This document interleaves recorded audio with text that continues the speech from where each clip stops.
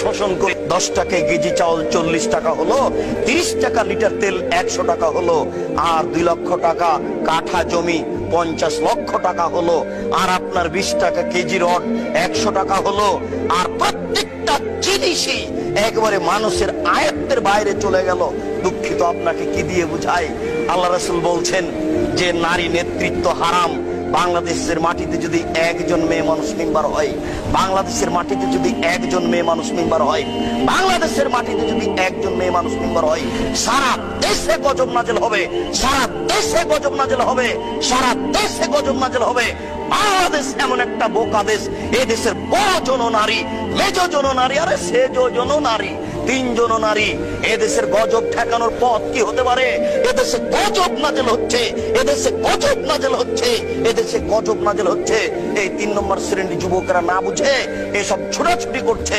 গজব ঠেকানোর কোনো পথ নেই। এই মাটির উপরে পুরুষের বেঁচে থাকার সুযোগ নেই, তাদেরকে এখন মাটির নিচে যেতে হবে। নারী নেতৃত্ব কে মেনে নিয়ে কোনোদিন দেশে শান্তি আনা যায় না, এটা অসম্ভব হতে পারে না। আল্লাহ রাসূলকে অপমান করে, আল্লাহ রাসূল উপেক্ষা করে জাতির কল্যাণ চাওয়া যায় না, অসম্ভব হতে পারে না।